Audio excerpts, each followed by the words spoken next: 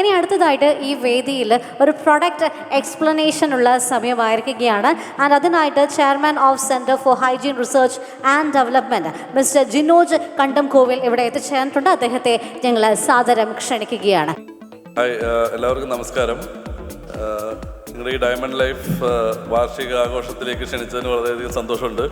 അപ്പോൾ ഇവിടെ ഞാൻ വന്നിരിക്കുന്നത് നിങ്ങൾ പുതുതായിട്ട് ലോഞ്ച് ചെയ്യുന്ന ഫ്രീവ സാനിറ്ററി നാപ്കിനെ കുറിച്ച് എക്സ്പ്ലെയിൻ ചെയ്യാനും അതിൻ്റെ മാർക്കറ്റിൽ കിട്ടുന്ന സാധാരണ സാനിറ്ററി നാപ്കിനുകളുമായിട്ട് ഈ സാനിറ്ററി നാപ്കിൻ എന്തൊക്കെ വ്യത്യാസങ്ങളുണ്ടെന്നൊക്കെയുള്ളത് പറഞ്ഞ് മനസ്സിലാക്കി തരാനൊക്കെയാണ്. ഇതാണ് സാനിറ്ററി നാപ്കിൻ. നേരത്തെ നിങ്ങൾ വീഡിയോയിൽ കണ്ടിട്ടുണ്ടാവും. അതിൻ്റെ ഒറിജിനലായിട്ടുള്ള പാക്കറ്റാണിത്. ഫ്രീവ എന്നാണ് ബ്രാൻഡ് നെയിം. ഇപ്പോൾ ഫ്രീവ സാനിറ്ററി നാപ്കിന് നമുക്ക് ജനറലായിട്ട് പറയുമ്പം സാനിറ്ററി നാപ്കിൻ വളരെ ഇമ്പോർട്ടൻ്റ് ആയിട്ടുള്ളൊരു കാര്യമാണ്. മെൻസ്ട്രൽ ഹൈജീൻ മാനേജ്മെൻറ്റ് എന്ന് പറഞ്ഞൊരു സബ്ജക്റ്റിൽ സാനിറ്ററി നാപ്കിൻ ഏറ്റവും ഇമ്പോർട്ടൻ്റ് ആയിട്ടുള്ളൊരു പ്രൊഡക്റ്റാണ്. നമുക്ക് മെൻസ്ട്രൽ ഹൈജീൻ മാനേജ്മെൻറ്റ് എന്ന് പറയുമ്പം മാർക്കറ്റിൽ പലതരം പ്രൊഡക്റ്റുകൾ ഇപ്പോൾ അവൈലബിൾ ആണ്. സാനിറ്ററി നാപ്കിൻ ഉണ്ട്, അതുപോലെ പീരീഡ് പാൻറ്റീസ് വരുന്നുണ്ട് ഇപ്പോൾ, പിന്നെ മെൻസ്ട്രൽ കപ്പ് വരുന്നുണ്ട്, അതുപോലെ ടാംപോൺ. പിന്നെ പണ്ടത്തെ ആൾക്കാരൊക്കെ ഉപയോഗിച്ചിരുന്നത് ക്ലോത്താണ്. പഴയ കാലങ്ങളിലൊക്കെ കൂടുതലായിട്ട് ഉപയോഗിച്ചിരുന്നത് ക്ലോത്ത് സാനിറ്ററി നാപ്കിന് പകരം ഉപയോഗിച്ചിരുന്നു. അപ്പോൾ ഇതൊക്കെ ആയിട്ട് വന്നിരുന്നത്. പക്ഷേ ഏറ്റവും കൂടുതൽ ആൾക്കാർ മാർക്കറ്റിൽ ഏറ്റവും ഒരു വലിയ പെർസെൻറ്റേജ് ആൾക്കാർ ഉപയോഗിക്കുന്നത് സാനിറ്ററി നാപ്കിനാണ്. അപ്പോൾ അതുകൊണ്ട് സാനിറ്ററി നാപ്കിൻ വളരെ ഇമ്പോർട്ടൻ്റ് ആയിട്ടുള്ള റോളാണ് മെൻസ്ട്രൽ ഹൈജീൻ മാനേജ്മെൻറ്റിലുള്ളത്. അപ്പോൾ നമ്മൾ സാനിറ്ററി നാപ്കിൻ സാധാരണ തിരഞ്ഞെടുക്കുമ്പോൾ അതിൽ പ്രധാനമായിട്ടും 3 കാര്യങ്ങളാണ് സാനിറ്ററി നാപ്കിൻ നമ്മൾ സെലക്ട് ചെയ്യുമ്പോൾ ശ്രദ്ധിക്കേണ്ടത്. നോർമലായിട്ട് നോക്കുന്ന 2-3 കാര്യങ്ങളുണ്ട്. അതിലൊന്ന് സാനിറ്ററി നാപ്കിൻ്റെ ഏറ്റവും പുറത്ത് വരുന്നത്, ഇത് സാനിറ്ററി നാപ്കിനാണ്. ഇതിൻ്റെ ഏറ്റവും പുറത്ത് വരുന്ന ഈ ടോപ്പ് ഷീറ്റ് നമ്മുടെ സ്കിന്നിലോട്ട് ടച്ച് ചെയ്യുന്ന ഭാഗമാണ്. അപ്പോൾ ഇത് ഏറ്റവും നല്ല സോഫ്റ്റ് ആയിട്ടുള്ള മെറ്റീരിയൽ ആയിരിക്കണം. മാർക്കറ്റിൽ പലതരം മെറ്റീരിയലുകൾ അവൈലബിൾ ആണ്. പ്ലാസ്റ്റിക്കിൻ്റെ ടോപ്പ് ഷീറ്റുകൾ ഉണ്ടാവും, അതുപോലെ സോഫ്റ്റ് ആയിട്ടുള്ള മെറ്റീരിയൽ ഉണ്ടാവും, നോർമലായിട്ടുള്ള ക്ലോത്ത് മെറ്റീരിയൽസ് ഉണ്ടാവും. അപ്പോൾ ഏറ്റവും സോഫ്റ്റ് ആയിട്ടുള്ള മെറ്റീരിയൽ ഇതിൻ്റെ ടോപ്പിൽ വരിക എന്നുള്ളതാണ് ഒന്നാമത്തെ ഏറ്റവും ഇമ്പോർട്ടൻ്റ് ആയിട്ടുള്ള കാര്യം. രണ്ടാമത്തേതായിട്ട് ഇതിന് നന്നായിട്ട് അബ്സോർബ് ചെയ്യാൻ പറ്റണം. വേണ്ടേ? നേരത്തെ പറഞ്ഞ പോലെ കൂടുതൽ സമയം ഉപയോഗിക്കണം എന്നൊക്കെ പറഞ്ഞത് അബ്സോർബ് ചെയ്യാൻ പറ്റണം. അബ്സോർബ് ചെയ്യാൻ പറ്റിയില്ലെങ്കിൽ പിന്നെ സാനിറ്ററി നാപ്കിൻ കൊണ്ട് പ്രത്യേകിച്ച് യൂസ് ഇല്ല. അപ്പോൾ ഇതിന് പരമാവധി നന്നായിട്ട് അബ്സോർബ് ചെയ്യാനും ഡ്രൈ ആയിട്ടിരിക്കാനുമുള്ള ഒരു കപ്പാസിറ്റി ഉണ്ടായിരിക്കണം. ഇത് കഴിഞ്ഞ് മൂന്നാമത്തത്, ഇതിൻ്റെ ഏറ്റവും പുറകിലത്തെ ഈ ലെയർ ഇത് ബ്രീത്തബിൾ ആയിരിക്കണം. ബ്രീത്തബിൾ ആയിരിക്കണം എന്ന് പറഞ്ഞു കഴിഞ്ഞാൽ ഇതിൽ കൂടെ എയർ അങ്ങോട്ടും ഇങ്ങോട്ടും കടന്നു പോകണം. കേട്ടിട്ടുണ്ടോ? അത് ആ കാര്യം കേട്ടിട്ടുണ്ടോ? എയർ നാപ്കിനിലൂടെ കടന്നു പോവോ? അതായത് ഞാൻ പറയുന്നത് ഇതിലേ അല്ല, മൊത്തം ഈ സൈഡിൽ കൂടെ വന്ന് ഇപ്പുറത്തൂടെയും ഇതിലൂടെ അങ്ങോട്ടും ഇങ്ങോട്ടും എയർ പാസ് ചെയ്യാൻ പറ്റണം. എയർ കടന്നു പോകുന്ന മെറ്റീരിയലാണ് ഏറ്റവും ഹെൽത്തി ആയിട്ട് നമുക്ക് യൂസ് ചെയ്യാൻ പറ്റുന്നത്. കാരണം സാനിറ്ററി നാപ്കിൻ എത്ര നേരം ഉപയോഗിക്കാം? ഒരു സാനിറ്ററി നാപ്കിൻ എത്ര നേരം ഉപയോഗിക്കാം? നോർമൽ മാർക്കറ്റിൽ കിട്ടുന്ന സാധാരണ ക്വാളിറ്റി സാനിറ്ററി നാപ്കിൻ എത്ര സമയം ഉപയോഗിക്കാൻ പറ്റും? ആർക്കെല്ലാം അറിയാവോ? 6 മണിക്കൂർ. മാറ്റമുണ്ടോ വേറെ ആർക്കെങ്കിലും? 4 മണിക്കൂർ. ഇനി 3 കുറയുവോ കൂടുവോ? ലേലം വിളിക്കുന്ന പോലെ 3-ലെത്തിയിട്ടുണ്ട്. പണ്ടൊക്കെ കുറേ കാലം മുമ്പ് നമ്മൾ ചോദിക്കുമ്പോൾ 8 മണിക്കൂറും 10 മണിക്കൂറൊക്കെ ഉണ്ട്. അതായത് ഒരു 10 വർഷം മുമ്പ്. ഞാൻ ഈ ഫീൽഡിൽ വന്നിട്ട് 18 വർഷമായി. 18 വർഷമായിട്ട് ഞാൻ സാനിറ്ററി നാപ്കിൻ ഇൻഡസ്ട്രിയിലാണ്. അതുപോലെ മെൻസ്ട്രൽ ഹൈജീൻ മാനേജ്മെൻറ്റ് എന്ന് പറഞ്ഞ സബ്ജക്റ്റിലാണ് വർക്ക് ചെയ്യുന്നത് കഴിഞ്ഞ 18 വർഷം. അപ്പോൾ കഴിഞ്ഞൊരു 10 കൊല്ലം മുമ്പ് വരെ ഞങ്ങൾ ഇതുപോലെ സമയം ചോദിക്കുമ്പോൾ പല സമയം പറയുമായിരുന്നു ആൾക്കാർ. ചിലർ പറയും 10 മണിക്കൂർ, 12 മണിക്കൂർ, 24 മണിക്കൂർ. ഇപ്പോൾ കുറച്ചായിട്ട് 6 മണിക്കൂറിൽ കൂടുതൽ ആൾക്കാർ സ്റ്റക്കായി നിൽക്കുന്നുണ്ട്. 6 മണിക്കൂർ പറയാൻ കാര്യം എന്താ? ഒരു പരസ്യം ഉണ്ടായിരുന്നല്ലേ, ഒരു സാനിറ്ററി നാപ്കിൻ്റെ പരസ്യത്തിൽ പറയുന്നുണ്ടായിരുന്നു 6 മണിക്കൂർ കൂടുതൽ നാപ്കിൻ ഉപയോഗിക്കാൻ പാടില്ല എന്ന്.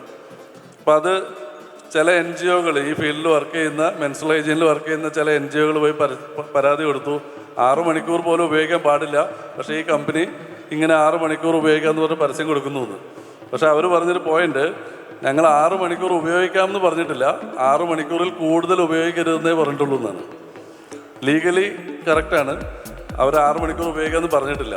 അപ്പോൾ സാധാരണ സാനിറ്ററി നാപ്കിനുകൾ മാക്സിമം 2.5 മണിക്കൂറും 3 മണിക്കൂറും ഉപയോഗിക്കാൻ പാടുള്ളൂ. നേരത്തെ ഇവിടുന്ന് 3 മണിക്കൂർ എന്ന് പറഞ്ഞു. 2.5 മണിക്കൂർ കഴിഞ്ഞാൽ ഒരു ഉപയോഗിച്ച സാനിറ്ററി നാപ്കിൻ എടുത്ത് ടെസ്റ്റ് ചെയ്ത് കഴിഞ്ഞാൽ അതിൻ്റെ 1 ക്യൂബിക് സെൻറ്റിമീറ്റർ വളരെ ചെറിയൊരു ഏരിയ ഉള്ളൂ. ഇത്രയും ഇതിൻ്റെ 1 ക്യൂബിക് സെൻറ്റിമീറ്ററിൽ ഏകദേശം 107 തരം ബാക്ടീരിയ ഉണ്ടാവും. 107 എണ്ണമല്ല, 107 ഡിഫറെൻറ്റ് ടൈപ്പ് ബാക്ടീരിയാസ് ഉണ്ടാവും. അതിൽ ഒരു 83% ബാക്ടീരിയയും അൺഎയറോബിക് ബാക്ടീരിയയാണ്. അതായത് അൺഎയറോബിക് ബാക്ടീരിയ എന്ന് പറഞ്ഞു കഴിഞ്ഞാൽ ഫ്രഷ് ആയിട്ടുള്ള എയർ ഇല്ലാത്തതുകൊണ്ട്, എയർ പാസ് ചെയ്യാത്തതുകൊണ്ട് ഉണ്ടാകുന്ന ബാക്ടീരിയാസാണ് അൺഎയറോബിക് ബാക്ടീരിയാസ്. അപ്പോൾ ഒരു 83% ബാക്ടീരിയയും അൺഎയറോബിക് ബാക്ടീരിയ. ഈ അൺഎയറോബിക് ബാക്ടീരിയ വന്നു കഴിയുമ്പം അത് പലതരത്തിലുള്ള ഹെൽത്ത് ഇഷ്യൂസ് ഉണ്ടാക്കും. ബാഡ് സ്മെല്ലുണ്ടാവും. ഇപ്പോൾ നാപ്കിനിൽ വളരെ ബാഡ് സ്മെല്ല് വരും. ഈ ബാഡ് സ്മെല്ല് ഏറ്റവും കൂടുതൽ ഉണ്ടാകുന്നത് ഈ അൺഎയറോബിക് ബാക്ടീരിയ ഫോം ചെയ്യുന്നുണ്ടാവും. അപ്പോൾ ഈ അൺഎയറോബിക് ബാക്ടീരിയയുടെ ബാഡ് സ്മെൽ ഒഴിവാക്കാൻ വേണ്ടിയിട്ട് മാർക്കറ്റിലുള്ള പല പ്രൊഡക്റ്റിലും പെർഫ്യൂം ആഡ് ചെയ്തിട്ട് കാണാൻ പറ്റും. പെർഫ്യൂം നല്ലതാണോ? ആണോ? എല്ലാവരും ഉപയോഗിക്കാറില്ലേ? എല്ലാവരും ഇല്ലെങ്കിലും കൂടുതൽ ആൾക്കാർ ഉപയോഗിക്കാറുണ്ടാവും. പക്ഷേ പെർഫ്യൂം സ്കിന്നിൽ ഡയറക്റ്റായിട്ട് യൂസ് ചെയ്യുന്ന പെർഫ്യൂമുകളിൽ ഹെൽത്ത് ഇഷ്യൂസ് ഉണ്ടാവാറുണ്ട് പല പല ഇതിലും. പ്രത്യേകിച്ച് സാനിറ്ററി നാപ്കിൻ പോലുള്ള പ്രൊഡക്റ്റിലൊക്കെ ഉപയോഗിക്കുന്ന വില കുറഞ്ഞ പെർഫ്യൂമുകളിൽ ഒരുപാട് സ്കിന്നിന് അലർജിയും റാഷസും പ്രശ്നങ്ങളൊക്കെ ഉണ്ടാവും. അപ്പോൾ അതുകൊണ്ട് പെർഫ്യൂമുള്ള നാപ്കിനുകൾ പല രാജ്യങ്ങളിലും നിരോധിച്ചിട്ടുണ്ട്, ബാൻ ചെയ്തിട്ടുണ്ട്. ഇന്ത്യയിൽ നിരോധിച്ചിട്ടൊന്നുമില്ല, പക്ഷേ എന്നാലും പെർഫ്യൂമുള്ള നാപ്കിൻസ് ഉപയോഗിക്കുന്നത് നല്ലതല്ല. അപ്പോൾ ഈ പെർഫ്യൂമൊക്കെ ഒഴിവാക്കി ബാഡ് സ്മെല്ലൊക്കെ ഒഴിവാക്കാൻ വേണ്ടിയിട്ട് ഏറ്റവും ഈസി ആയിട്ട് ചെയ്യേണ്ട ഒരു കാര്യം ഇതിൽ ബ്രീത്തബിൾ ആക്കുക എന്നുള്ളതാണ്. ഇതിൽ എയർ പാസ് ചെയ്യുന്ന മെറ്റീരിയൽ ഉപയോഗിക്കുക, എയർ പാസ് ചെയ്യുന്ന നാപ്കിൻസ് ഉണ്ടാക്കുക. അപ്പോൾ ഈ നാപ്കിൻ അങ്ങനെ ഉണ്ടാക്കിയിട്ടുള്ളതാണ്. ഇതിൻ്റെ ബാക്കിലെ ലെയറിൽ നിങ്ങൾക്ക് സൂക്ഷിച്ച് നോക്കിയാൽ ഇവിടെ കുറേ പോർസ് കാണാൻ പറ്റും. പക്ഷേ അത് കണ്ണിൽ നേരിട്ട് നോക്കിയാൽ അങ്ങനെ മനസ്സിലാവില്ല. അപ്പോൾ ഈ പോർസിൽ കൂടെ എയർ അങ്ങോട്ടും ഇങ്ങോട്ടും പാസ് ചെയ്യും. ഞാനത് കാണിച്ചു തരാം. എയർ പാസ് ചെയ്യുന്നത് ഞാൻ നേരിട്ട് കാണിച്ചു തരാം. അപ്പം ഈ 3 കാര്യങ്ങളാണ് മെയിനായിട്ടുള്ളത്. ഒന്ന്, ടോപ്പ് ഷീറ്റ് നല്ല സോഫ്റ്റ് ആയിരിക്കണം. രണ്ടാമതായിട്ട് അത് നന്നായിട്ട് അബ്സോർബ് ചെയ്യാൻ പറ്റണം.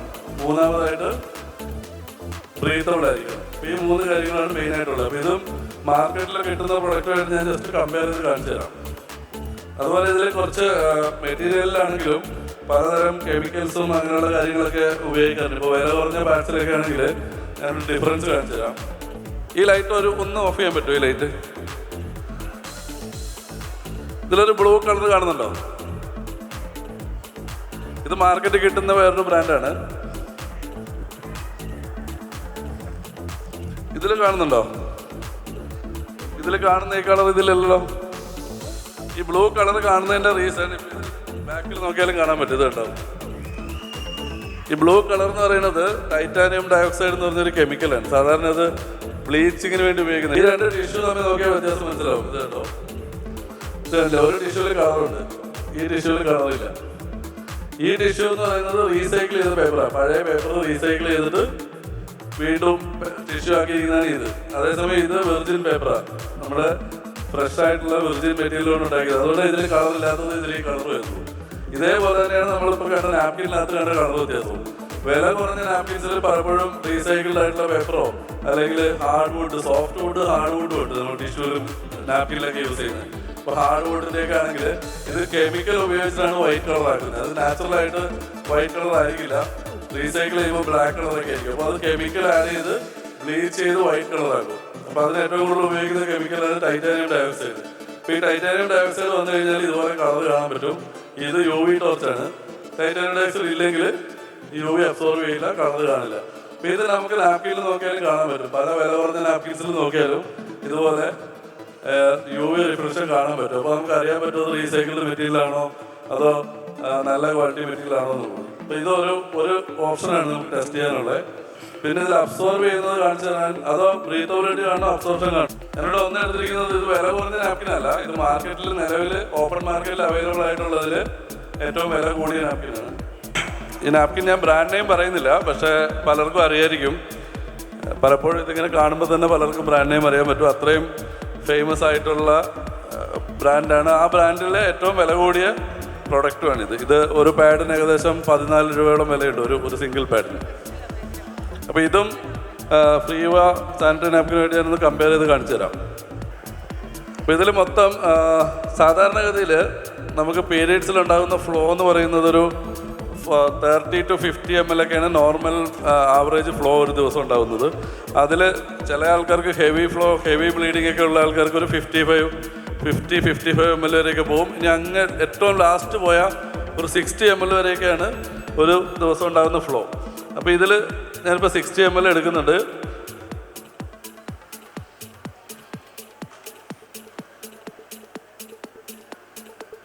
ഇതിൽ 60 ml എടുത്തിട്ടുണ്ട്. അപ്പോൾ ഈ 60 ml ഇതിലൊഴിക്കാം.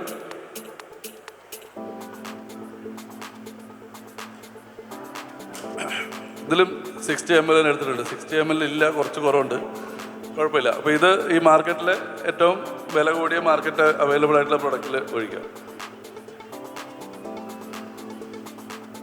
എനിക്കിത് ശരിക്കും ഇവിടെ വന്നാലേ ഇതിൻ്റെ ഒരു അബ്സോർബ് ചെയ്ത സ്പീഡ് ഡിഫറൻസ് കണ്ടാൽ മനസ്സിലാവുള്ളൂ. പക്ഷെ ഇതേ എക്സ്പെരിമെൻ്റ് നിങ്ങൾക്ക് സ്വയം ചെയ്യാവുന്നതാണ്.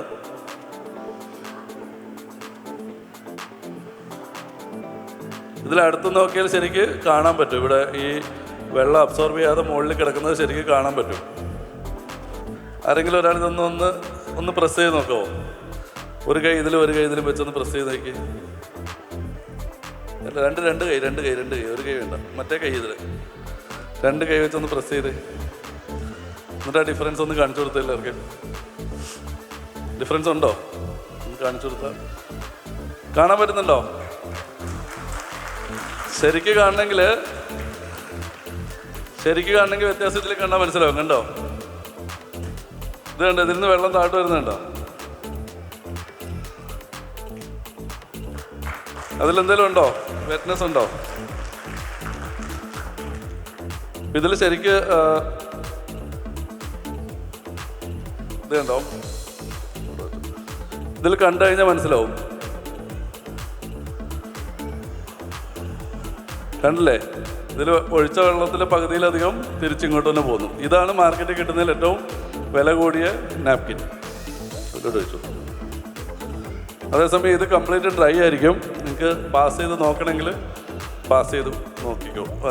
അങ്ങോട്ട് ആൾക്കാർ കയ്യിൽ കൊടുത്തു. ഇതാണ് അതിൽ മെയിനായിട്ടുള്ള അബ്സോർബ് ചെയ്യുന്നതിനുള്ള ഡിഫറൻസ്. അത് നമ്മളിപ്പോൾ ഒഴിച്ചിരിക്കുന്നത് 60-70 ml അടുത്തേ ഉള്ളൂ. പക്ഷേ അത് മാക്സിമം ഒരു 300 ml വരെ അബ്സോർബ് ചെയ്യും. ആ നാപ്കിൻ്റെ നടുക്കായിട്ടൊരു സാധനം ശ്രദ്ധിച്ചോ? ഇതുപോലെ ഒരു കളറിൽ ഇങ്ങനൊരു സ്ട്രിപ്പ് കണ്ടോ നാപ്കിൻ്റെ നടുക്കിൽ നേരത്തെ? ഇത് ഇപ്പം നമ്മൾ മാർക്കറ്റിലുള്ള ഈ പ്രൊഡക്റ്റിൽ ഇത് ഞാൻ ഓപ്പൺ ചെയ്ത് കാണിച്ചു തരാം. ഇതിൽ കാണുന്ന ഇത് പ്രിൻ്റാണ്. ഇത് ജസ്റ്റ് ഇങ്ക് വെച്ച് പ്രിൻ്റ് ചെയ്തിരിക്കുന്ന കളറായി, ബ്ലൂ കളറ്. അതേസമയം നമ്മുടെ പാഡിൻ്റെ ഉള്ളിലുള്ളത് ഇങ്കല്ല. ഇതിനുള്ളിൽ കാണുന്ന ഈ സ്ട്രിപ്പ് ഇതുപോലൊരു സ്ട്രിപ്പാണ്. ഞാനിത് സെപ്പറേറ്റ് എടുത്തേ ഉള്ളൂ. ഇതിൻ്റെ ഉള്ളിൽ നിന്ന് ഓപ്പൺ ചെയ്ത് കഴിഞ്ഞ് നോക്കിയാൽ കാണാൻ പറ്റും. ഇതൊരു ലെയറായിട്ട് ഇങ്ങനെ കിട്ടും. അപ്പം ഇതിന് കുറച്ച് പ്രത്യേകതകളുണ്ട്. നിങ്ങൾ പലരും ചിലപ്പോൾ കേട്ടിട്ടുണ്ടാവും. ഇതിനു മുമ്പ് അനിയോൺ നാപ്കിൻ കേട്ടിട്ടുണ്ടല്ലേ? അനിയോൺ കേട്ടിട്ടുണ്ടോ? അനിയോൺ നാപ്കിൻ ഒരുപാട് കാലമായിട്ട് മാർക്കറ്റിലുണ്ട്. ഇതിൽ അനിയോൺ ഉണ്ട്, അൺഅയോൺ എന്ന് പറയും. അനിയോൺ എന്ന് പറഞ്ഞു കഴിഞ്ഞാൽ നെഗറ്റീവ് അയോണാണ്. നെഗറ്റീവ് അയോൺ എന്ന് പറഞ്ഞാൽ ഓക്സിജൻ. അപ്പോൾ ഓക്സിജൻ ജനറേറ്റ് ചെയ്തുകൊണ്ടിരിക്കുന്ന ഒരു മെറ്റീരിയലാണിത്. ഇതിൽ അനിയോണിന് പുറമേ വേറെ കുറേ ടെക്നോളജിയും കൂടി ആഡ് ചെയ്തിട്ടുണ്ട്. അപ്പോൾ അതിലൊന്ന് മെയിനായിട്ടുള്ളത് ഇതിൽ കുറച്ച് ലൈൻ കാണുന്നുണ്ട്, ബ്ലാക്ക് ലൈൻ. ഒരു സ്റ്റാർ പോലൊരു ഡിസൈനിൽ ഒരു ബ്ലാക്ക് ലൈൻ കാണാം. ഈ ലൈൻ ഇത് പ്രിൻ്റ് ചെയ്തിരിക്കുന്ന ഇങ്ക് അല്ല, മഷി കൊണ്ട് പ്രിൻ്റ് ചെയ്തിരിക്കുന്നതല്ല.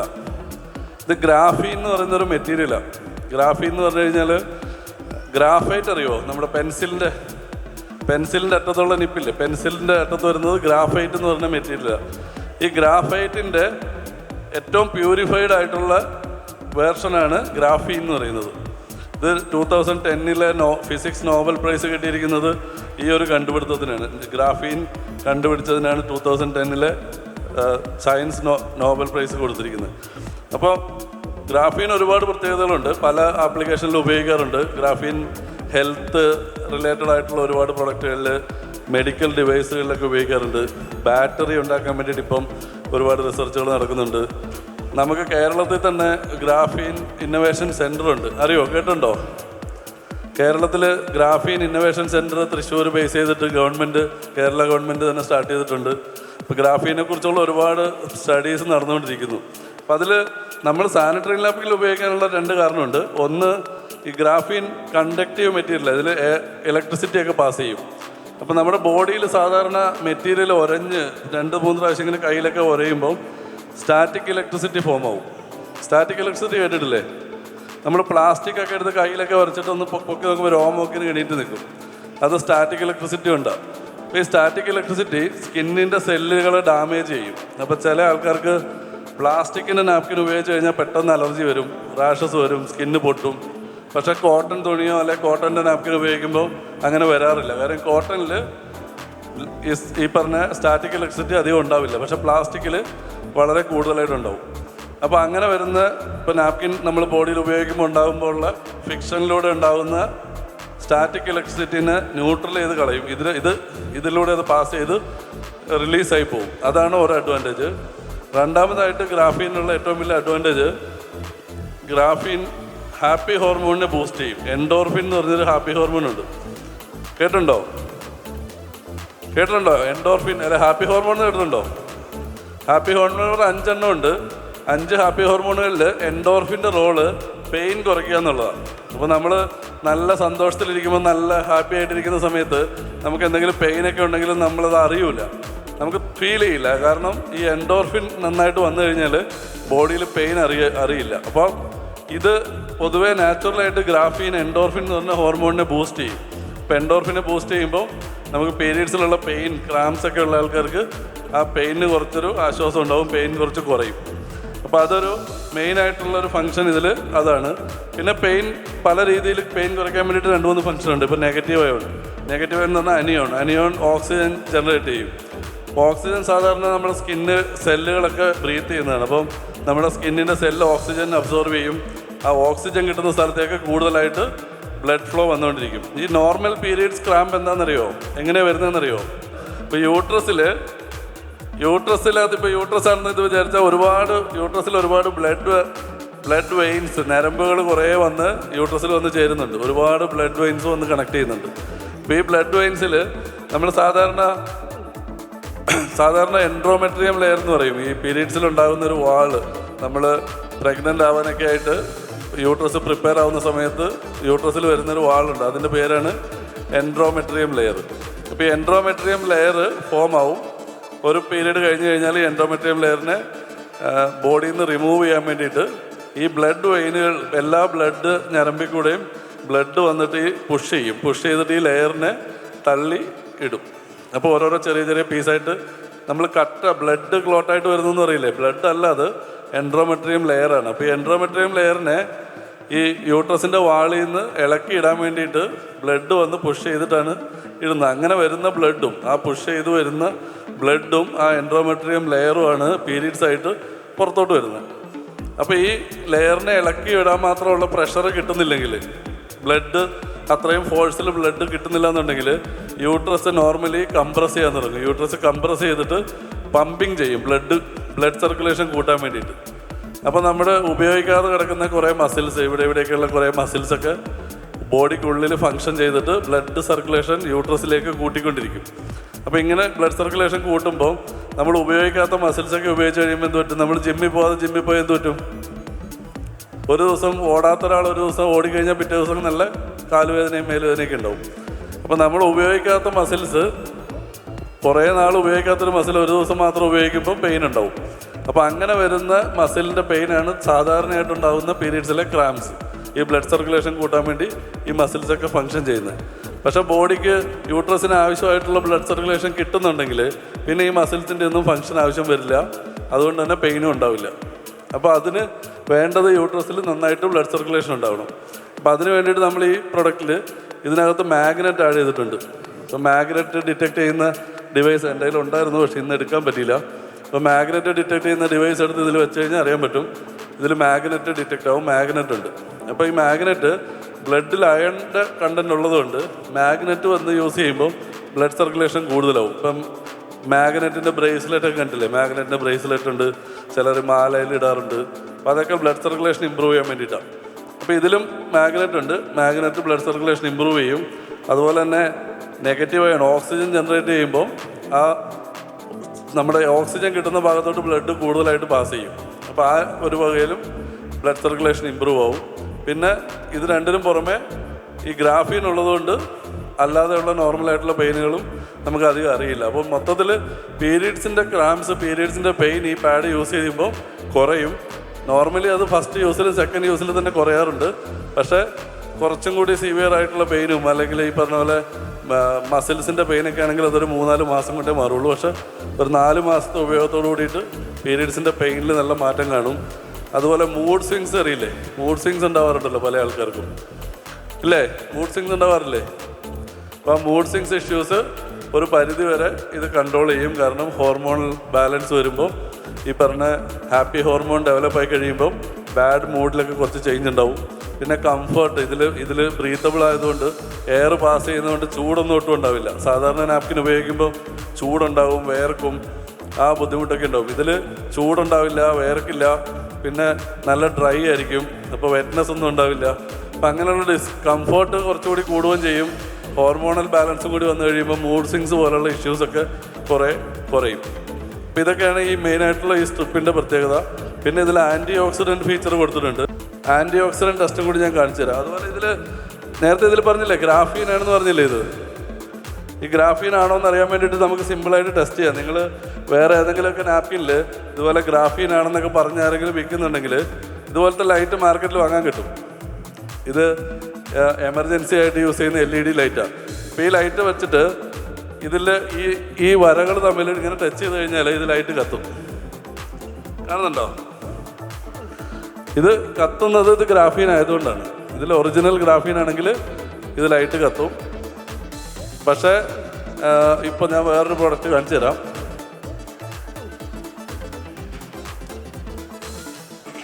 ഇത് ഗ്രാഫീൻ ആണെന്ന് പറഞ്ഞു വരുന്നൊരു ബ്രാൻഡാണ്. ഞാൻ ബ്രാൻഡ് നെയിം കാണിക്കുന്നില്ല. മാർക്കറ്റിലുള്ളതാണ്. ഗ്രാഫീൻ ഉണ്ടെന്ന പാക്കറ്റിൽ എഴുതിയിട്ടുണ്ട്. പക്ഷേ ഇതിൽ ഞാൻ ടെസ്റ്റ് ചെയ്ത് കാണിച്ചു തരാം. ഇത് കത്തുന്നില്ല, കണ്ടോ? ഇത് ഓപ്പൺ ചെയ്തതാണ്. ഇതാ,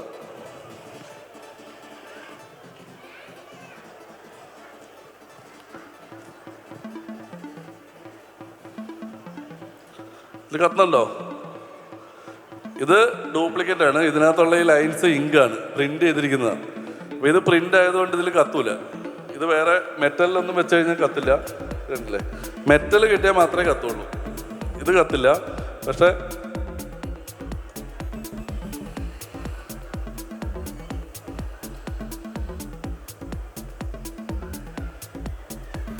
ഇതിൽ വെച്ച് കഴിഞ്ഞാൽ ഇത് കത്തും.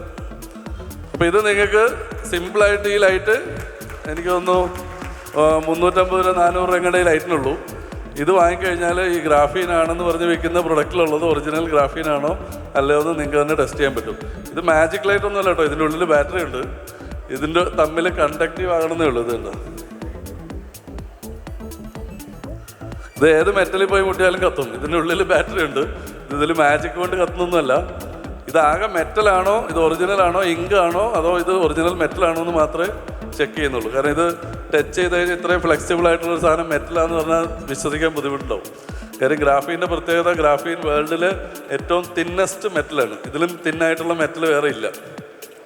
വളരെ കോസ്റ്റ്ലിയാണ് കേട്ടോ. ഇത് വളരെ എക്സ്പെൻസീവ് ആയിട്ടുള്ള മെറ്റീരിയലാണ്. ഇന്ത്യയിൽ ഇത് ഉണ്ടാക്കുന്നത് ടാറ്റ ഉണ്ടാക്കുന്നുണ്ട്. ടാറ്റ ഗ്രാഫീൻ ചെയ്യുന്നുണ്ട്. പിന്നെ നമുക്ക് കാർബറാണ്ട് എന്ന് പറഞ്ഞൊരു കമ്പനിയുണ്ട്. ഇവിടെ കൊച്ചിയിലുണ്ട് അവർ, അതുപോലെ കൊരട്ടിയിലുണ്ട്. കാർബറാണ്ട് അവരും ഗ്രാഫീൻ ഉണ്ടാക്കുന്നുണ്ട്. അതുപോലെ ഇത് ആൻറ്റി ഓക്സിഡൻ്റ് ആണെന്നുള്ളതിൻ്റെ ടെസ്റ്റ് കൂടി ഞാൻ കാണിച്ചു തരാം.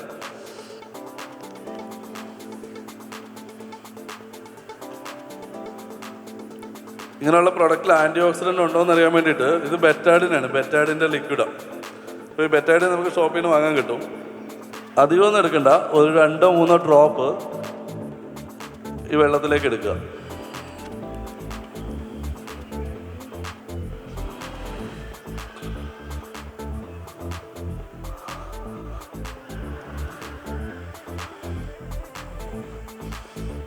ഇതിൻ്റെ കളർ കണ്ടില്ലേ?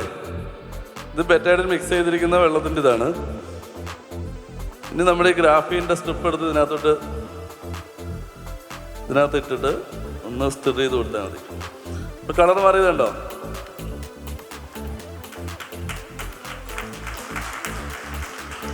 ഇപ്പം ഇത് വൈറ്റായില്ലേ?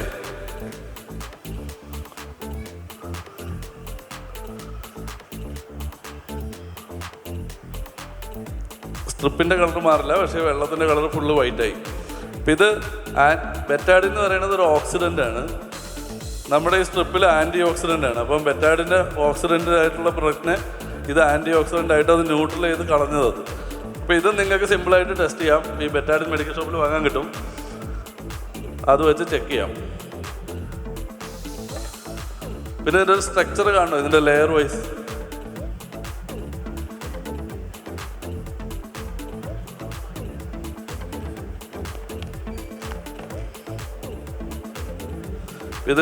ഇതിൻ്റെ ഉള്ളിലെ കോർ ഞാനിത് ഈ ഗ്ലാസ്സിലേക്ക് വെക്കാം. ഇതിൻ്റെ സ്ട്രക്ചറിൽ നോക്കിക്കഴിഞ്ഞാൽ ഇതിൻ്റെ സൈഡിലുള്ള മെറ്റീരിയൽ, ഈ സൈഡിലുള്ള മെറ്റീരിയൽ ഹൈഡ്രോഫോബിക് മെറ്റീരിയൽ എന്ന് പറയും. അതായത് വെള്ളം അബ്സോർബ് ചെയ്യാത്ത മെറ്റീരിയലാണ് സൈഡിലുള്ളത്. അപ്പോൾ ഇത് ലീക്കൊന്നും ചെയ്യില്ല. ഇവിടുന്ന് എത്ര ഹെവി ആയിട്ടുള്ള പ്രഷർ വന്നാലും ഇവിടം കൊണ്ട് ഇത് ലോക്ക് ചെയ്യും. അപ്പം അങ്ങനെ സൈഡ് ലോക്ക് ചെയ്യാൻ വേണ്ടിയിട്ടുള്ള ഹൈഡ്രോഫോബിക് മെറ്റീരിയലാണ് ഈ സൈഡിൽ. നടുക്കുള്ളത് അബ്സോർബ് ചെയ്യുന്ന ഹൈഡ്രോഫിലിക് മെറ്റീരിയൽ. ഇതിൻ്റെ ഉള്ളിൽ ജെല്ല് കാണാൻ പറ്റും. ഇതിൻ്റെ ജെല്ല് ഇതിൻ്റെ ഉള്ളിലാണ്. അതിനെ 360 ഡിഗ്രി കവർ ചെയ്ത് വെച്ചിരിക്കുകയാണ്. അതിൻ്റെ ഡീഫോമേഷൻ വരാതിരിക്കാനും ലീക്കേജ് വരാതിരിക്കാനൊക്കെ.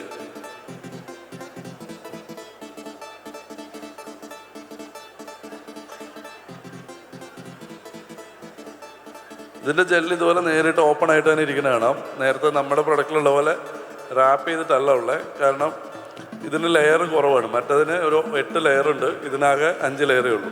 അപ്പോൾ ആ ലെയറിൻ്റെ വ്യത്യാസമുണ്ട് ഇതിൽ.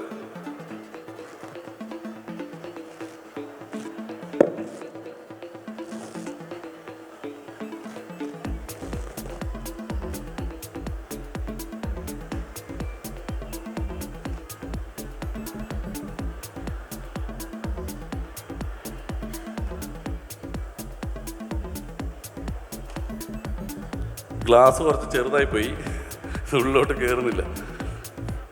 ഇതിലിപ്പോൾ ഉള്ള ഫുള്ള് വെള്ളവും ഇത് അബ്സോർബ് ചെയ്യും. ഇതിപ്പം താഴോട്ട് വെള്ളം വരില്ല. ഗ്ലാസ് ചെറുതായതുകൊണ്ടാണ് ഇച്ചിരി സമയം എടുത്തത്. അല്ലെങ്കിൽ ഇതിന് മുമ്പേ ഇതിപ്പോൾ അബ്സോർബ് ആയിട്ടുണ്ടാവും. ഇതിൽ താഴോട്ട് വെള്ളമൊന്നും വരില്ല. ഇതിൽ വെള്ളം കാണുന്നുണ്ടോ? ഇപ്പോൾ ഇതുണ്ട്. ഇതിലെ വെള്ളം മുഴുവൻ ജെല്ലായിട്ട് മാറി. കാണാവോ? ഇത് കണ്ടോ? ഇപ്പം അടിയിൽ വെള്ളമുണ്ടോ? കാണുന്നില്ലേ? ഇതിലെ വെള്ളം അങ്ങനെ തന്നെ ഉണ്ട്. ഈ വെള്ളം അങ്ങനെ തന്നെ ഉണ്ടാവും. ഇതിൽ കാണാൻ പറ്റും.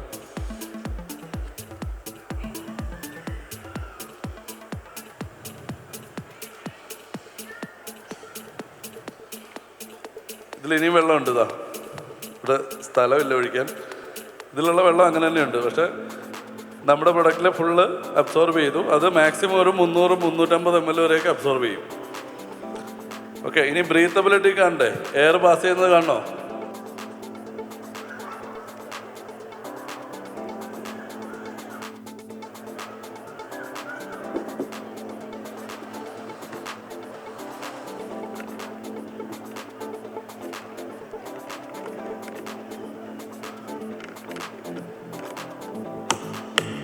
ഇത്രയും ദൂരെ നിന്ന് കാണുമെന്നറിയില്ല. ഞാൻ തരാം, നിങ്ങളൊന്ന് പാസ് ചെയ്ത് നോക്കിക്കോ.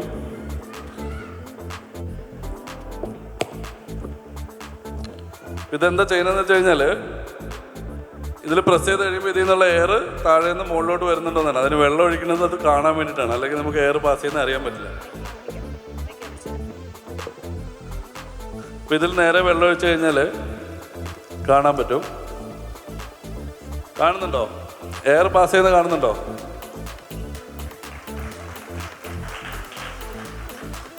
പുറകെ കാണാൻ പറ്റുമോ? ഇല്ലെങ്കിൽ ഇതൊന്ന് അങ്ങോട്ട് പാസ് ചെയ്താൽ മതി. അതിൽ ലീക്ക് ആവില്ല. അത് അങ്ങനെ വെച്ചിരിക്കണം എന്ന് വെച്ചാൽ വെള്ളം താഴോട്ട് പോവില്ല, പക്ഷേ എയർ മുകളിലോട്ട് പാസ്സാവും. അപ്പം അത് പല ആൾക്കാരും പണ്ട് നമ്മളോട് ചോദിക്കുന്നൊരു ചോദ്യമുണ്ട്, ബ്രീത്തബിൾ ആണെന്ന് പറഞ്ഞു കഴിഞ്ഞാൽ ലീക്ക് ആവുമോ എന്നുള്ളത്. അപ്പോൾ ലീക്ക് ആവില്ല എന്നും കൂടി കാണിക്കാനാണ് ഇങ്ങനെ ഒരു ഡിവൈസ് ഞങ്ങൾ ഉണ്ടാക്കിയത്. അപ്പോൾ ഇതിൽ നിങ്ങൾക്ക് എയർ പാസ് ചെയ്യുന്നത് കാണിക്കാം, ലീക്ക് ആവില്ല എന്നുള്ളതും കാണിക്കാം. അതിൽ വേണമെങ്കിൽ നോൺ ബ്രീത്തബിൾ ആയിട്ടുള്ള പ്രൊഡക്റ്റും വെച്ച് നോക്കാം. ഇനി ഈ മെഷീനും ഡിവൈസും ഒന്നും ഇല്ലാതെ നിങ്ങൾക്ക് സിമ്പിളായിട്ട് വീട്ടിൽ തന്നെ ടെസ്റ്റ് ചെയ്യാൻ പറ്റുന്ന ഒരു ടെസ്റ്റും പറഞ്ഞുതരാം. നല്ല തിളച്ച വെള്ളം എടുത്തിട്ട് ഇതുപോലൊരു ഗ്ലാസ്സിൽ നല്ല തിളച്ച വെള്ളം ഒഴിക്കുക. എന്നിട്ട് നാപ്കിൻ അതിൻ്റെ മുകളിൽ വെക്കുക. ഏകദേശം ഇതേപോലെ നാപ്കിൻ അതിൻ്റെ മുകളിൽ വെച്ചിട്ട് മറ്റേ ഗ്ലാസ് വേറൊരു ഗ്ലാസ് എടുത്തിട്ട് അതിൻ്റെ മുകളിൽ കമത്തി വെക്കുക. ഇതുപോലെ കമത്തി വെക്കുക. ഇങ്ങനെ വെച്ച് കഴിഞ്ഞാൽ താഴെ നിന്നുള്ള നാപ്കിനിൽ നിന്നുള്ള സ്റ്റീമില്ലേ, അതായത് താഴെ നമ്മൾ വെച്ചിരിക്കുന്ന ചൂടുവെള്ളത്തിൻ്റെ സ്റ്റീം ഈ നാപ്കിനെ ക്രോസ് ചെയ്തിട്ട് മുകളിലെ ഗ്ലാസ്സിൽ വന്ന് ഫില്ലാവും. അപ്പോൾ നമുക്കറിയാം ബ്രീത്തബിൾ ആണെന്ന്. ബ്രീത്തബിൾ അല്ലെങ്കിൽ മുകളിലെ ഗ്ലാസ്സിൽ സ്റ്റീമൊന്നും ഉണ്ടാവില്ല, താഴെ മാത്രം നിൽക്കും. അപ്പം ഡിവൈസ് ഒന്നും വേണ്ട, കുറച്ച് ചൂടുവെള്ളവും 2 ഗ്ലാസ്സും ഉണ്ടെങ്കിൽ നിങ്ങൾ യൂസ് ചെയ്യുന്ന പ്രൊഡക്റ്റ് ബ്രീത്തബിൾ ആണോ അല്ലയോ എന്ന് നിങ്ങൾക്ക് വീട്ടിൽ നിന്ന് തന്നെ ടെസ്റ്റ് ചെയ്യാൻ പറ്റും. ഇതുപോലെ നോക്കിയാൽ മതി. ഞാൻ നോൺ ബ്രീത്തബിൾ ആയിട്ടുള്ള പ്രൊഡക്റ്റ് കൂടി കാണിച്ചു തരാം.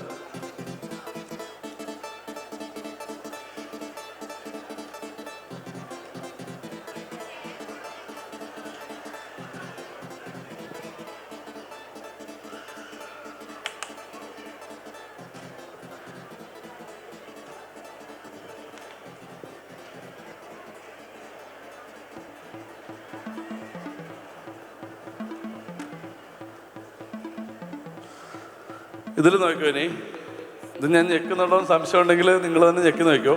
പക്ഷെ ഇത്രയും ഞെക്കിയിട്ട് പിന്നെ ഒന്ന് ഇത് റിലീസ് ചെയ്യണം. കാര്യം ഇതിൽ എയർ മുകളിലോട്ട് വരില്ല. ഓവർ പ്രഷർ ചെയ്ത് കഴിഞ്ഞാൽ പ്രഷർ വന്നത് പൊട്ടിത്തെറിക്കും. അപ്പം ഇത് ഞെക്കി നോക്കുക, എന്നിട്ട് ഈ എയർ ഒന്ന് റിലീസ് ചെയ്ത് കളയുക. നിങ്ങൾ തന്നെ ചെയ്ത് നോക്കിയോ, ഇല്ലെങ്കിൽ ഞെക്കുന്നുണ്ടോ ഇല്ലെന്നൊരു സംശയം ഉണ്ടെങ്കിലോ. അപ്പോൾ അത് ടൈറ്റ് ആകുമ്പോൾ അതിൻ്റെ എയർ ഒന്ന് റിലീസ് ചെയ്ത് വിടണം. കാര്യം എയർ മുകളിലോട്ട് പോകില്ല. അപ്പോൾ അത് ഓവർ പ്രഷറായി കഴിഞ്ഞാൽ നാപ്കിൻ പൊട്ടിത്തെറിക്കും. പൊട്ടിത്തെറിക്കാന്ന് വെച്ചാൽ ബോംബ് പോലെയൊന്നുമല്ല, കീറിപ്പോവും. സാധാരണഗതിയിൽ ബ്രീത്തബിൾ ആയിട്ടുള്ള പ്രൊഡക്റ്റുകളിൽ എയർ സർക്കുലേഷൻ ഉള്ളതുകൊണ്ട് നേരത്തെ പറഞ്ഞ അൺഎയറോബിക് ബാക്ടീരിയ ഫോം ആവില്ല. ഈ നാപ്കിനിൽ ആൻറ്റി ബാക്ടീരിയൽ ഫംഗ്ഷനും കൂടിയുണ്ട്. ഇപ്പോൾ ഇതിനകത്ത് നാനോ സിൽവർ എന്ന് പറഞ്ഞൊരു മെറ്റീരിയലുണ്ട്, ഞാൻ നേരത്തെ പറയാൻ വിട്ടുപോയി. നാനോ സിൽവർ എന്ന് പറഞ്ഞൊരു മെറ്റീരിയലും കൂടിയുണ്ട്. നാനോ സിൽവർ എന്ന് പറഞ്ഞാൽ വളരെ ഹൈലി ആൻറ്റി ബാക്ടീരിയൽ ആയിട്ടുള്ളൊരു മെറ്റീരിയലാണ്. സാധാരണ നമ്മൾ ആൻറ്റി ബാക്ടീരിയൽ റേറ്റിംഗ് പറയുമ്പം 100% എവിടെയും പറയില്ല. ടെസ്റ്റ് റിപ്പോർട്ടുകളിൽ പറയാറ് 99.99 എന്നാണ്. ഈ 99.99 എന്ന് പറയുന്നത് ടെസ്റ്റിൽ ഒരു 5 ലോഗ് കിട്ടുന്നതാണ്. 5 ലോഗ് എന്ന് പറയും ടെസ്റ്റ് ചെയ്യുമ്പോൾ. അപ്പോൾ 5 ലോഗ് എന്ന് പറഞ്ഞു കഴിഞ്ഞാൽ 99.99% ആൻറ്റി ബാക്ടീരിയൽ എന്നാണ്. നമ്മുടെ പ്രൊഡക്റ്റിൻ്റെ ടെസ്റ്റിന് 7 ലോഗാണ് റിസൾട്ട്. അതായത് 99.9999% ആൻറ്റി ബാക്ടീരിയലാണ്. അതുകൊണ്ട് തന്നെ കൂടുതൽ സമയം ഉപയോഗിക്കുന്നതിൻ്റെ കുഴപ്പമൊന്നുമില്ല. എപ്പോഴാണോ ഡിസ്കംഫോർട്ടായിട്ട് തോന്നുന്നത് ആ സമയത്ത് മാറ്റാം. സാധാരണഗതിയിൽ 8-10 മണിക്കൂർ 12 മണിക്കൂറൊന്നും പ്രത്യേകിച്ച് ഇതിൽ വേറെ പ്രശ്നങ്ങളൊന്നും ഉണ്ടാവില്ല. അബ്സോർഷൻ കൂടുതലുള്ളതുകൊണ്ട് കംഫർട്ടബിളിനും പ്രശ്നമൊന്നും ഉണ്ടാവില്ല. പക്ഷെ നമുക്ക് ടെസ്റ്റ് റിപ്പോർട്ട് എക്സാക്ട്ലി ഇത്ര മണിക്കൂർ ഉപയോഗിക്കാമെന്ന് പറയുന്നില്ല. പക്ഷേ ഓരോരുത്തരുടെയും കംഫർട്ടിനനുസരിച്ച് 12 മണിക്കൂറോ 8 മണിക്കൂറോ 10 മണിക്കൂറൊക്കെ ആയിട്ട് ഉപയോഗിക്കാം. അതുപോലെ തന്നെ ഇതിൻ്റെ കൂടെ ഒരു ടെസ്റ്റ് കിറ്റും കൂടി ഉണ്ട്, അതും കൂടി പറയാം. ഇതിൻ്റെ ഉള്ളിൽ നമ്മുടെ പ്രഗ്നൻസി ടെസ്റ്റ് കിറ്റൊക്കെ പോലെ ചെറിയൊരു സ്ട്രിപ്പ് കാണാം. ഒരു ചെറിയ പ്ലാസ്റ്റിക്കിൻ്റെ ഒരു കേസൊക്കെ ആയിട്ട് ഒരു പ്രൊഡക്റ്റ് ഉണ്ട്. അപ്പോൾ ഇതിൻ്റെ നടുക്ക് യെല്ലോ കളറായിരിക്കും. ഇതെങ്ങനെ ടെസ്റ്റ് ചെയ്യേണ്ടതെന്ന് വെച്ച് കഴിഞ്ഞാൽ ഇതിനുള്ളൊരു ബഡ്സ് ഉണ്ടാവും. ആ ബഡ്സ് വെച്ചിട്ട് വജൈനൽ സ്വാബ് കളക്ട് ചെയ്യണം. ഇതിൻ്റെ ഉള്ളിൽ ഡീറ്റെയിൽ ആയിട്ട് എഴുതിയിട്ടുണ്ട്. ആ വജൈനൽ സ്വാബ് കളക്ട് ചെയ്തിട്ട് ഇതിൻ്റെ യെല്ലോ കളർ കാണുന്ന ഭാഗത്ത് ആ സ്വാബ് അപ്ലൈ ചെയ്യണം. അപ്പം എന്തെങ്കിലും ഇൻഫെക്ഷൻ ഉണ്ടെന്നുണ്ടെങ്കിൽ യെല്ലോ കളറ് മാറിയിട്ട് അത് ഗ്രീനോ ബ്ലൂവോ റെഡിഷ് ആയിട്ടുള്ള കളറിലോട്ടൊക്കെ പോകും. അപ്പോൾ ആ പോകുന്ന കളർ എന്താണെന്ന് ഇതിൻ്റെ ഉള്ളിലൊരു പ്രിൻറ്റഡ് കളർ ചാർട്ടുണ്ട്. ആ കളർ ചാർട്ടുമായിട്ട് മാച്ച് ചെയ്ത് നോക്കി കഴിഞ്ഞാൽ നമുക്കറിയാൻ പറ്റും എന്ത് തരം ഇൻഫെക്ഷനാണ് ഉള്ളതെന്നുള്ളത്. ഇൻഫെക്ഷൻ ഒന്നും ഇല്ലയെന്നുണ്ടെങ്കിൽ കളറിൽ പ്രത്യേകിച്ച് മാറ്റമൊന്നും ഉണ്ടാവില്ല, നോർമൽ കളർ തന്നെ ആയിരിക്കും. അപ്പോൾ ഇത് ഹോസ്പിറ്റലിലൊക്കെ പോയി ചെക്ക് ചെയ്യുന്നതിന് പകരം സെൽഫായിട്ട് ഒന്ന് അനലൈസ് ചെയ്യാം എന്തെങ്കിലും ഇൻഫെക്ഷൻ ഉണ്ടോ ഇല്ലയോ എന്നൊക്കെ.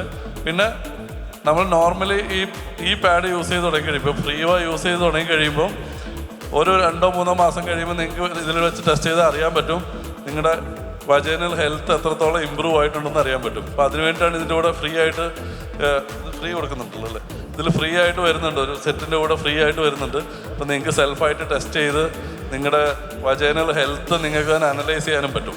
ഇത് മാർക്കറ്റിൽ 90 രൂപയാണ് വില ഒരെണ്ണത്തിന്, പക്ഷെ നിങ്ങൾക്ക് ഇതിൻ്റെ കൂടെ ഫ്രീ തരുന്നുണ്ട്. Okay, thank you so much ladies and gentlemen. ഇത്രയും മനോഹരമായിട്ട് മറ്റാർക്കും ഇത് എക്സ്പ്ലെയിൻ ചെയ്തു തരാൻ സാധിക്കില്ല. അദ്ദേഹത്തിന് നല്ലൊരു കയ്യടി എല്ലാവരും ചേർന്ന് നൽകാൻ വേണ്ടിയിട്ട് റിക്വസ്റ്റ് ചെയ്യുകയാണ്. ശരിക്കും വലിയൊരു വിവാദത്തിന് കൂടി തിരികൊളുത്തുന്ന സാധനങ്ങളാണ്. ഇപ്പോൾ ഇത് സോഷ്യൽ മീഡിയയിൽ പോവുകയാണെങ്കിൽ മറ്റ് മെയിൻ ബ്രാൻഡ്സിനെ പൊളിച്ചടക്കിക്കൊണ്ട് അദ്ദേഹത്തിൻ്റെ എന്താ പറയുക എക്സ്പെരിമെൻ്റ് ഇവിടെ ചെയ്തിട്ടുണ്ട്. നമ്മുടെ പ്രോഡക്റ്റ് എത്രത്തോളം പവർഫുൾ ആണ് എന്നുകൂടി അദ്ദേഹം ഇവിടെ ഡെമോൺസ്ട്രേറ്റ് ചെയ്ത് നമ്മുടെ എല്ലാവരുടെയും കൺമുന്നിൽ കാണിച്ചു തന്നിരിക്കുകയാണ്. Thank you so much.